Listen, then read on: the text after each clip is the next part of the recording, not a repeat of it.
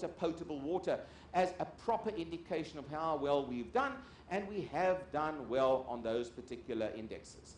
We've also done well here, and it's a nice big screen so you can see here. This is how we are ranked globally on the current World Global Competitiveness Report. It just came out in the course of the last week or so, and it ranks us out of 140 countries. And these are the new rankings. We are ranked number 1 in the world when it comes to strength of auditing and reporting. Give yourself a hand, everybody. Number one in the world. I mean, it's pretty impressive stuff. The efficacy of our corporate boards, number 3 in the world, number 8 in the world on the soundness of our banks. We've done well in terms of our capacity to innovate as a country, and it's helped us stabilize our decline on this particular index. But, you know, it's not all green and rosy. That's where we don't rank so well. And I'm sorry to spoil it, and I get very excited about this issue for the wrong reasons, because when you look at the ranking out of 140 countries in the world, we are bottom. We are 140 out of 140 when it comes to labor-employee cooperation. Labor relations in South Africa, bottom of the pile, 140 out of 140. The quality of maths and science in our schools, 140 out of 140. We bottom of the pile. And those are 2 critical areas which can obviously kickstart the economy, provide those skills for a world of work that you have correctly identified is changing and mutating rapidly. And just quickly, you know, because these things get exhausted, and I look at these things all the time, it's just worth having a look here to see. We've got a big pass rate of African matric passes.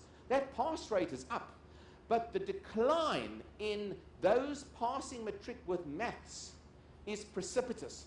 So the numbers are coming out there in terms of kids who pass, but what kind of a pass, what kind of a matric pass are they really getting?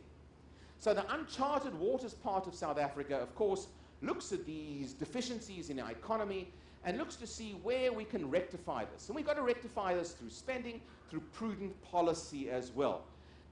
We spend on all of this. We spend on social grants, which is the black line advancing there. We are spending more and more on servicing our debt in South Africa, by the way, which is the red line there. It's costing us to service our debt.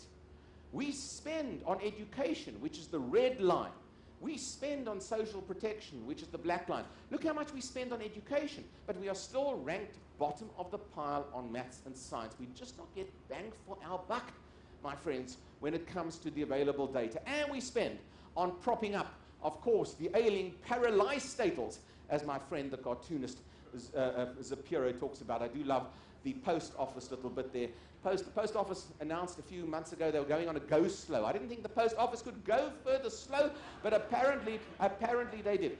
So we are moving into uncharted waters where the projections for debt, the debt projections in South Africa are starting to creep up. These are figures from the National Treasury. They're not figures from Daniel Silke living in Cape Town. They're figures from the Budget Review Handbook that came out in February of this year, and Minister Nhlanhla Nene went to great pains to put this graph into that budget review and to warn about debt in South Africa. Our debt to GDP ratio rising, not precipitously bad compared to many other countries, I must tell you, but if it goes to above 50%, we need to start being a little concerned. In the interim, our government has warned, and Nene has warned, of the danger of growing debt in particular. So there's a danger of growing debt. There's high government expenditure, and where are the taxpayers? You know where the taxpayers are. In fact, I know where the taxpayers are. They are all sitting in this room today, all South Africa's taxpayers. And you again, look at this particular graph.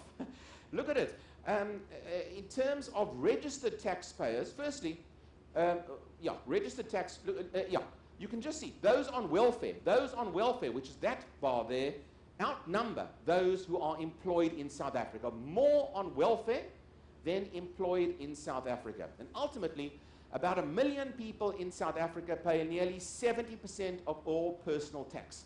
That equates to only one person in every 30 adults who are paying personal income tax in South Africa. That's an issue that needs to be changed. So, we're moving into uncharted water when the government itself will have to lower its expenditure, as Nene has announced. And I'm a little worried that that lowering of expenditure